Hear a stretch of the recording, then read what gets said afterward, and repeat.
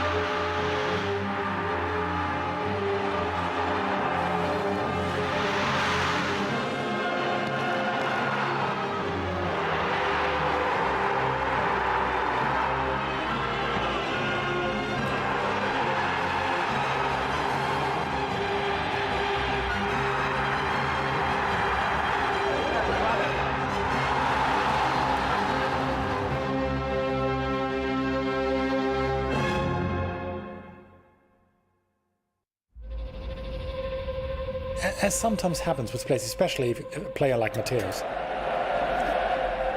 with such a long career, when he hangs up his boots, you have a certain image of him. He was so explosive and so good, so nobody could hold him. Lothar was a great champion. He's a talent of the century.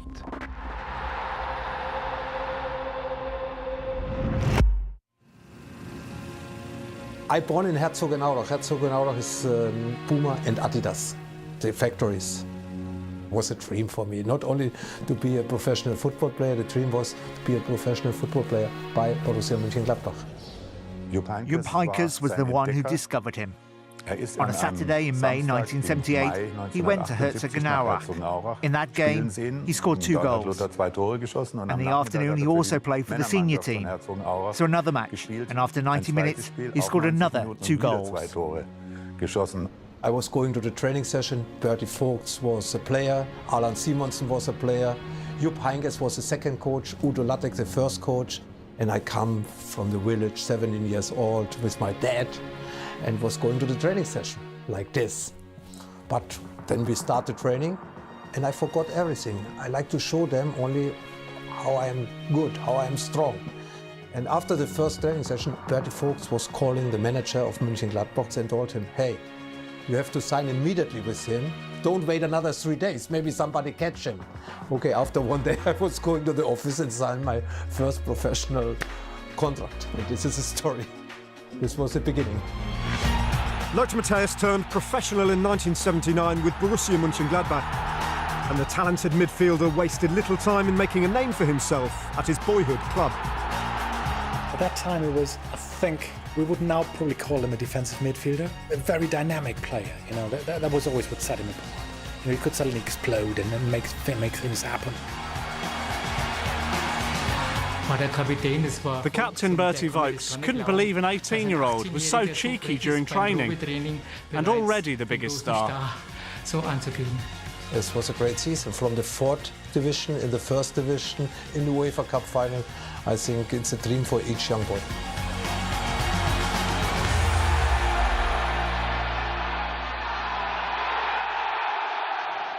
It wasn't long before another dream came true for Matthäus. Aged just 19, he made his international debut for West Germany at the 1980 European Championships in Italy. You never believe after 1 year you go to the national team. I was thinking on the first moment somebody called me, hey, you go with the national team to the European Championship. 2 years later, he'd experienced the first of 5 World Cups at Spain '82. The World Cup is something special, and to see what's going on with a lot of pressure, with the media, with a lot of games, with travel, with the organization. And sure, when you train every day with the best player from Germany, you can learn.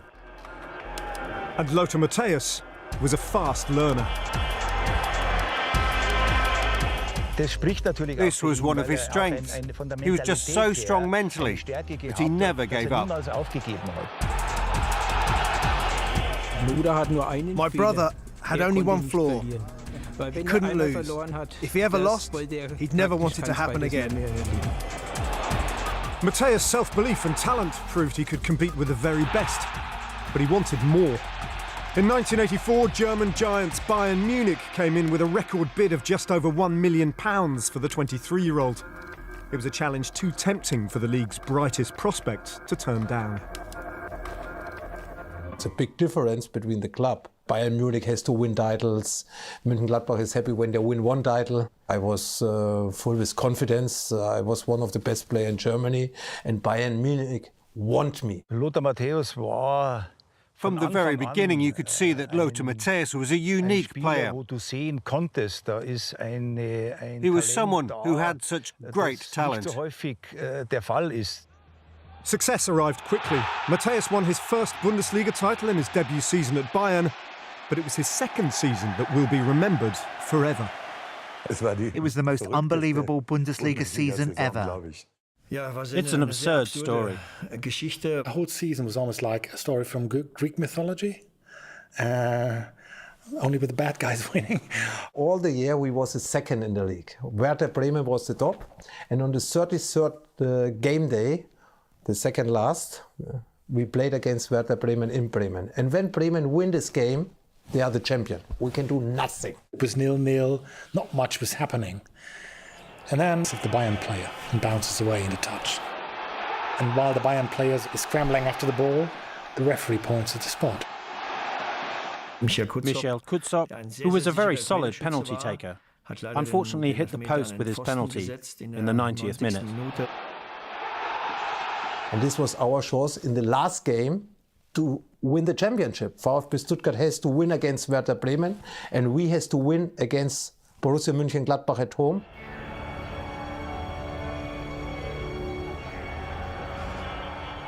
The game was on the same time. I think it was 4 or 5-0 after the first half. Sometimes we was only with 7-8 players on the field playing against Mönchengladbach. For us, it was more interesting and more important to listen the result from Stuttgart and not our game. It was crazy. They won 2-1 against Werder Bremen, and we won our game easy against my ex-club Borussia Mönchengladbach 6-0.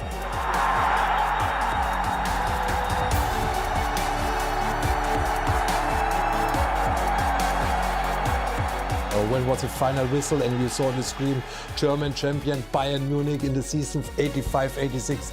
This was so emotional in the stadium, unbelievable. Following success for his club, Matthäus' attention now turned to the national team and the 1986 World Cup in Mexico. West Germany would go all the way to the final, but come unstuck, losing 3-2 to an Argentinian side inspired by the world's greatest player, Diego Maradona. However, Matthäus' performance throughout the tournament didn't go unnoticed, as he was now on the radar of some of Europe's biggest clubs. I didn't go to Neapel. Maradona wanted me in Neapel to play with me in one team. He sent his guys from Neapel to Munich with the cash money in the luggage. Unbelievable. Matthäus decided to stay in Germany. It proved the right decision as he went on to claim his third league title with Bayern. In the same season, he was given the chance of European glory. Ahead of the 1987 European Cup final, Bayern Munich against Porto, and Bayern went into the game as the favourites. They said that it's up to Matthäus now. He has to come through, he has to rise to the occasion. In the first half, we were in control against Porto. We really should have been at least 3 goals ahead. In the second half, we could barely get into the game. Nobody knew why and how that... In 4 seasons with Bayern, Matthäus won 4 trophies, including 3 league titles. But he knew if he wanted to be considered one of the game's very best, he would have to prove himself in Italy. It was well known that in the 1980s, every single player in Europe wanted to play in the Italian league. In '88, Trapattoni comes sometime to Munich and he asked me, Lothar, I need you, I need a leader, I need somebody who makes a difference on the highest level. And he really supported me. Matthäus would leave Bavaria for Inter Milan in 1988, along with his West Germany and Bayern teammate Andreas Bremer.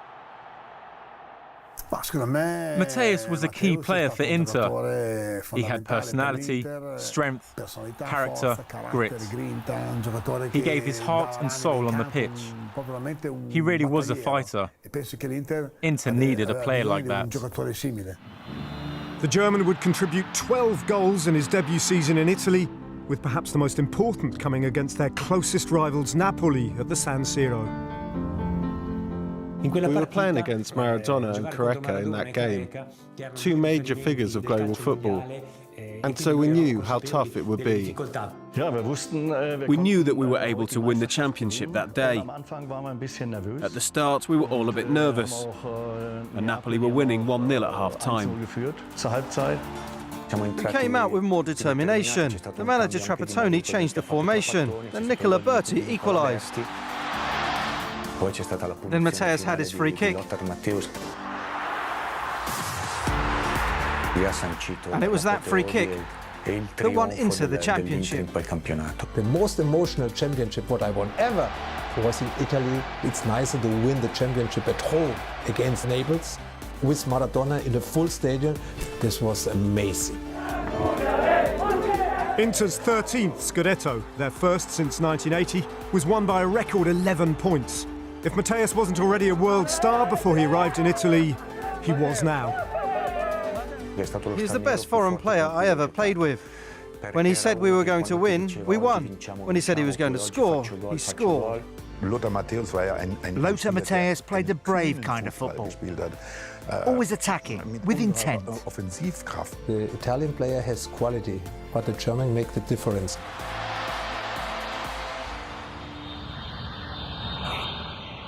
After defeats in the previous 2 finals, West Germany were hoping the 1990 World Cup in Italy would be 3rd time lucky. The favourites were obviously Italy, because they were the hosts. But for West Germany and the coach, Franz Beckenbauer, they were convinced that they had a strong side. And for Beckenbauer, Matthäus was the only player capable of finally leading the nation to glory. Lothar was flawless. He was a very good leader. I discussed things with him on a daily basis. He was a perfect leader, and it was the best time of his life. That's what I think. At least on a football level. He was the captain you could only wish for. 5 members of the West Germany squad were playing their domestic football in Serie A at the time. Led by Matthäus, West Germany demolished Yugoslavia 4-1 in their opening match, but that victory will be remembered for a special goal from their special captain. The one moment from the World Cup that sticks in the mind is how in the opening match Matthäus takes the ball and then makes a tremendous run upfield and scores against Yugoslavia. That signaled so many things, not just the arrival of West Germany as one of the favourites, but also the arrival of Matthäus. To win the first game and to win it in this style is always very, very good for every nation, because it gives you like second wind, and we are in the tournament and we are strong. Beckenbauer's men qualified for the knockout stage as group winners. They then beat the Dutch in a memorable first-round game, before breaking English hearts in the semi-final after a dramatic penalty shootout. Then it was a chance for revenge, a final against Argentina and Diego Maradona.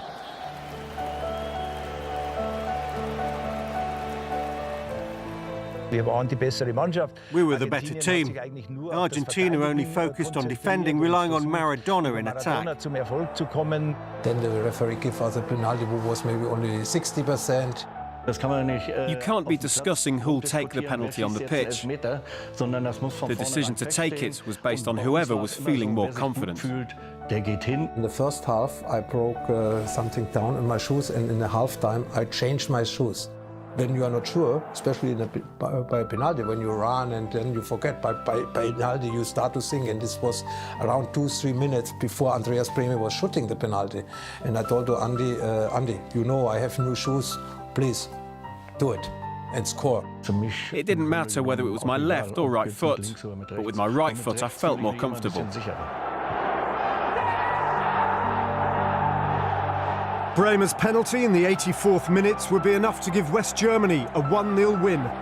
For the first time since 1974, West Germany were world champions. Most emotional feeling was when you get the cup. You go there, all 4 years, one team can get the cup. Germany was waiting 16 years to win again a World Cup. Maybe you cannot see the emotional in the moment, but I was full with emotion and full with happiness. It really was a team full of talent. It had gathered experience over the years and reached its peak in 1990 by winning the World Cup. It was well deserved, no doubt about it.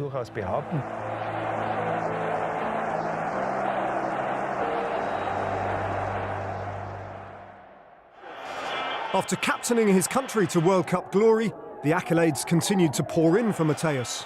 In 1990, he was voted the German and European Footballer of the Year, before becoming the first player to win the inaugural FIFA World Player of the Year in 1991. I was making sometimes the difference in the game, not only in the national teams, the same in the most important championship in the world. This award was also recognition for winning the World Cup in 1990. Lothar was at the peak of his sporting career at that time, and so it was definitely deserved. No question about that. Matthäus' fairy tale time in Italy endured a nightmare ending as he would suffer a serious knee injury. For the 31-year-old, it looked like the end. That all, when some player has these problems, he can never come back. But I was talking about the Italian player, not about the German player. And then I was talking with Franz Beckenbauer. Maybe I can go back to Bayern Munich, because in this moment I didn't feel Inter is behind me. Inter want me back. Inter believe me. No, nothing. Matthäus would make the move back to Bayern Munich in 1992, but questions still remained whether he would ever return to top form. I had the first game, the second game, the third game, and I didn't score goals, and I didn't play great. Then they had the headline, oh, Bayern Munich bought an old player, he's never coming back, and after he's injured, and. But I feel I have power, and I have still the motivation to make not only the game, I like to make the difference. And then was the fourth or the fifth game after this long break, in the corner. Touch a little bit the balls, go down, go up, go down, go up. And this was for me, wow, free.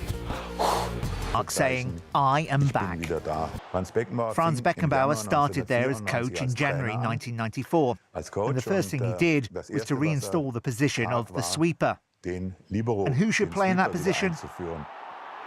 Obviously the best man, the best footballer who played for Bayern Munich back then after Beckenbauer. And that was Lothar Matthäus. He began up front and improved our attack. Later on, he went into his old position more and more and began playing in front of the defence, so in the typical number 6 position. He then started playing as a sweeper, as teams did back then, in a fantastic way. That decision proved pivotal. A 4th Bundesliga title soon arrived for Matthäus, and just as in 1986, it was dramatic. It was the last match of the season. We needed to win. The last game day, stadium was full, and I scored a beautiful free kick against Lehmann. I managed to hit it early. A beautiful shot. 2-0, Jorginho scored the second goal, and we had something to celebrate, and Franz Beckenbauer was the coach. You could always rely on Lothar Matthäus 100%.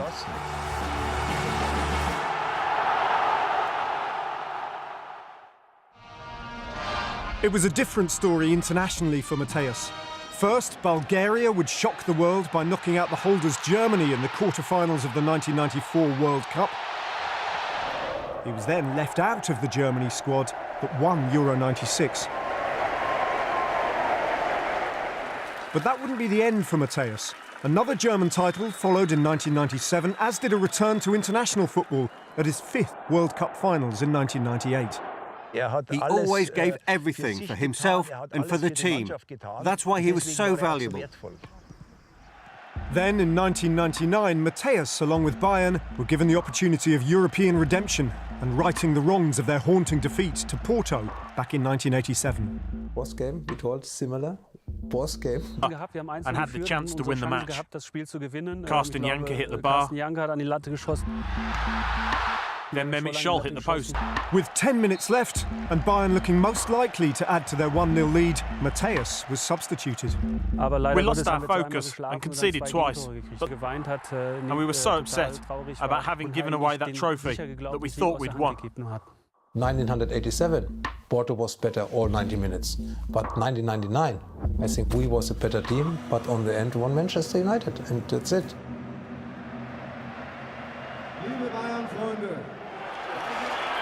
Despite heartache in Europe, the 98-99 season did see Matthäus and Bayern crowned kings of Germany once again. And for Matthäus, he was named German Player of the Year for a second time at the age of 38.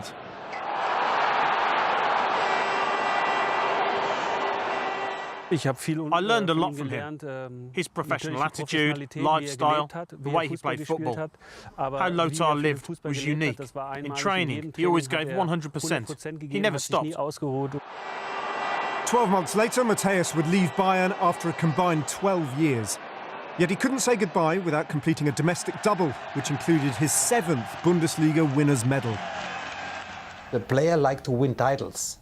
When I speak about love, it's Borussia Mönchengladbach. When I speak about the professional thinking for the player and to play for the best club in Germany, then I have to say this is Bayern Munich. Matthäus then bid farewell to international football after making a record 150 appearances at the 2000 European Championships.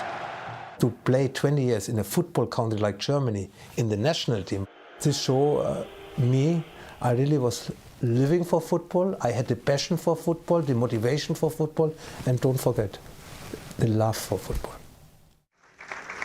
After playing one season in America with the Metro Stars, Matthäus' love affair with football ended in October 2000 at the age of 39. Over 700 games, 14 major domestic trophies, a European and World Cup winner, and the first ever World Player of the Year. If greatness is based on achievements, Matthäus is one of the greatest. He was one of the best players I've played with in my life. Matthäus was different to a Maradona or to a Zico. He played the game in a much more simple way, but a very efficient player. Everybody will say maybe Franz Beckenbauer was the best ever, but then for me, Lothar Matthäus definitely is. Lothar Matthäus was a player close to perfection, no doubt about that. He's on that list of German football legends. I would describe him as a talented... I never was believing why I was so good. I saw Maradona, wow. I saw Gullit, wow. I saw Van Basten, wow. And I was looking this tape, video, with all my goals.